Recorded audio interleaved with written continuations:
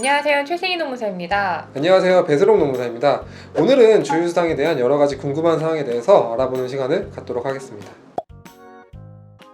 일단 주휴수당은 주휴일에 지급하는 수당을 의미를 하는데요. 근로기준법은 일주일에 하루는 유급휴일을 주휴일로 부여를 하도록 하고 있습니다. 노무사님, 그러면은 주휴수당은 모든 상황에서 다 줘야 되는 건가요? 그렇진 않고요. 근로기준법 시행령에서는 주휴수당은 소정근로일을 개근한 자에 한하여 지급한다라고 규정하고 있습니다.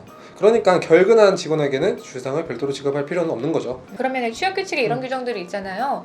지각 3회는 결근 한 번으로 친다, 이런 규정이 있으면 주휴수당을 지급을 하지 않아도 되는 건가요? 주의하셔야 할 점은 지각, 조퇴, 휴일, 휴업은 결근이랑은 명확히 다른 개념이라는 점이에요. 그래서 지각 3회를 결근으로 처리할 수는 없어요. 즉 지각을 했더라고 하더라도 다른 소정근로일을 모두 개근했다라고 하면 당연히 주휴수당은 지급하셔야 됩니다. 다만 이제 일주일에 15시간 미만 근무하시는 분들을 초단시간 근로자라고 하는데요. 이러한 분들한테는 주휴수당을 지급을 할 의무가 없으니까 참고를 하시면 좋을 것 같습니다. 선생님, 근데 주휴수당은 구체적으로 얼마를 지급을 해야 되는 걸까요? 주휴수당은 1일 소정근로 시간에 대한 임금을 지급하시면 됩니다.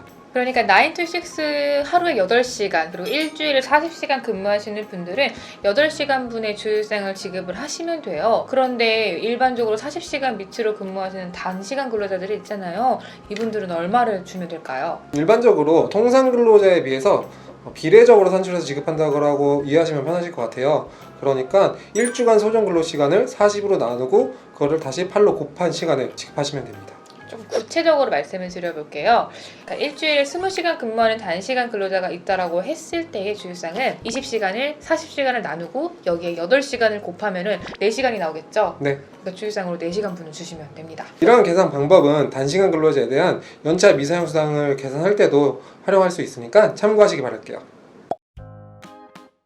노무사님, 최근에 민간 기업에 대한 공휴일 적용이 점차 확대되고 있어요.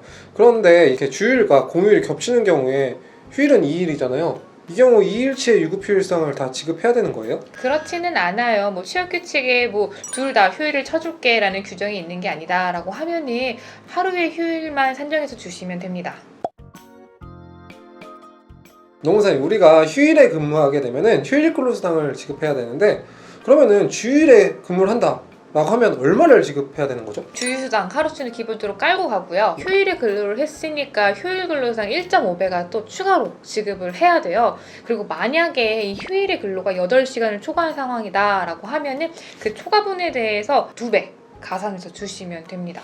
근데 월급 근로자인 경우에는 월급에 주휴수당이 포함되어 있기 때문에 실제로는 휴일 근로수당만 지급된다는 점을 좀 참고하시면 될 것 같아요.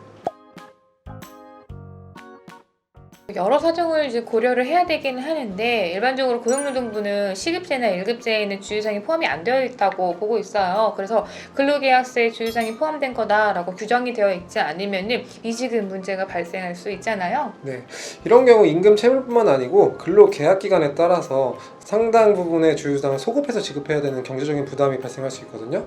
그러니까 이런 부분은 꼭 유의하셔서 근로계약서를 작성하시기 바랍니다.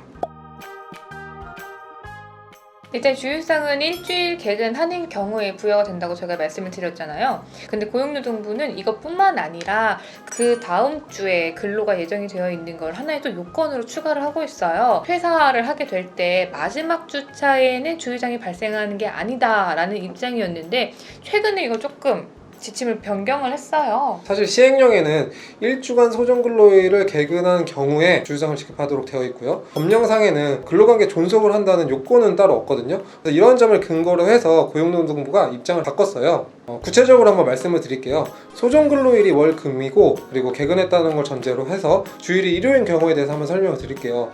월요일부터 금요일까지 근무하고 토요일날 퇴사하는 경우에는 별도로 주휴수당은 발생하지 않아요. 다만 월요일부터 일요일까지 근무하는 경우 고용노동부의 바뀐 입장에 따르면은 주휴수당은 발생을 하게 됩니다. 결과적으로 퇴사일을 언제로 지정을 하느냐에 따라서 마지막 주차에 주휴수당이 발생하고 안 발생하고의 차이가 있기 때문에 퇴사일 지정에 조금 더 신경을 쓰셔야 될 것 같습니다. 네, 오늘은 주휴수당에 대한 여러 가지 사항에 대해서 알아봤는데요. 더 궁금하신 사항은 유튜브에 댓글 남겨주시거나 블로그에 들어오셔서 확인해주세요. 감사합니다.